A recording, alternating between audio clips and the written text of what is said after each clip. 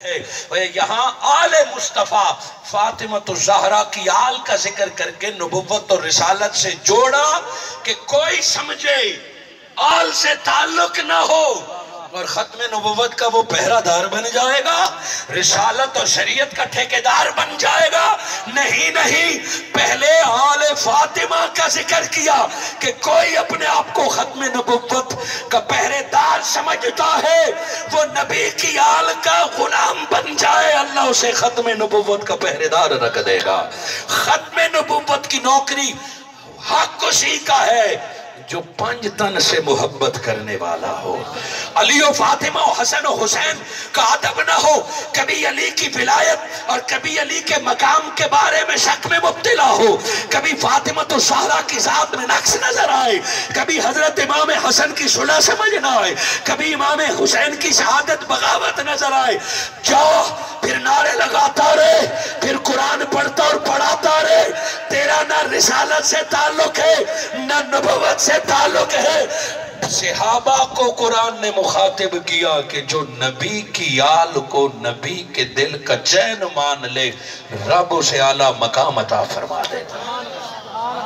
یہ جو خطاب تھا میرے آقا صلی اللہ علیہ وآلہ وسلم پہلے صحابہ کرام سے مخاطب تھے۔ میرے آقا نے فرمایا لا اسألکم، میں تم سے نہیں مانگتا، یہ تیرے اور میرے کان نے نہیں سنا۔ یہ 1.25 لاکھ صحابہ نے پہلے یہ آیت سنی ہے اور انہوں نے عمل کر دکھایا ہے۔ جنہوں نے عمل کر دکھایا ہے وہ دلوں اور سر کا تاج بن گئے ہیں۔ قیامت تک یہی اصول ہے، نبوت، شریعت اپنی جگہ پہ، رسالت اپنی جگہ پہ۔ خالق کائنات نے آل مصطفیٰ کو جو مقام عطا فرمایا وہ یہ آیہ مبارکہ بتا رہی۔ حاضرین مکرم، ایک حضور کی ذات ہے۔ پہلی آیہ مبارکہ میں آقا کی ذات کا ذکر ہے، حضور کے باپ ہونے کا، اور عورتوں کے باپ اور مردوں کے باپ۔ پہلی آیت میں ذات کا ذکر ہے اور دوسری آیہ مبارکہ میں تعلیمات کا ذکر ہے۔ ذات کو اللہ رب العزت نے مقدم فرمایا، آل کو، خاندان کو مقدم فرمایا، اور تعلیمات کا ذکر بعد میں کیا ہے کہ جس کو ذات کی سمجھ نہیں آئے گی بے شک وہ ساری تعلیمات رٹ لے، وہ ساری تعلیمات کا عامل بن جائے۔ ذات کو ماننا پہلے ہے، تعلیمات کو ماننا بعد میں۔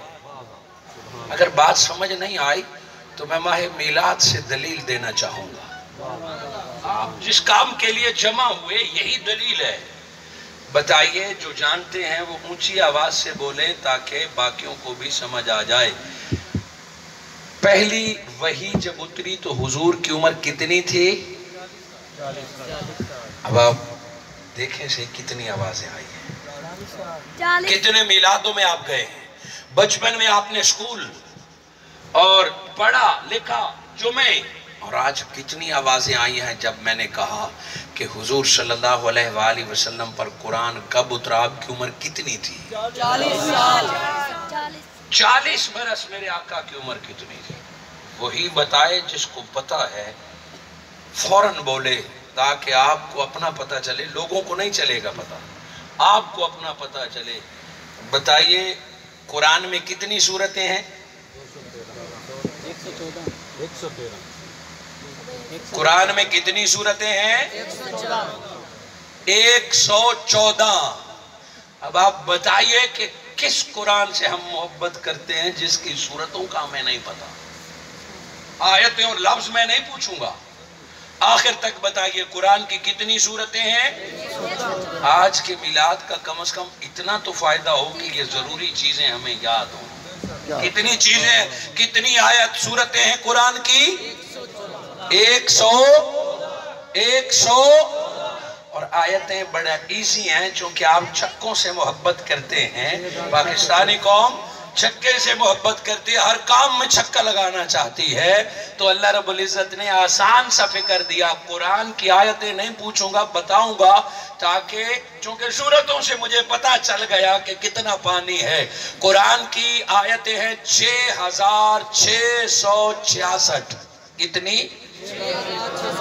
6000 666 6666 یہ قرآن کی بات ہے.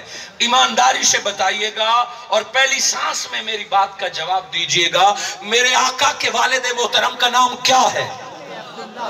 حضرات. اور میرے آقا کی والدہ کا نام حضرت آمنہ خاتون. مزے کی بات تو تب ہو کہ اماں اور بابا کا پتہ نہ ہو اور بیٹے کو مبارکباد دینے چلا جائے.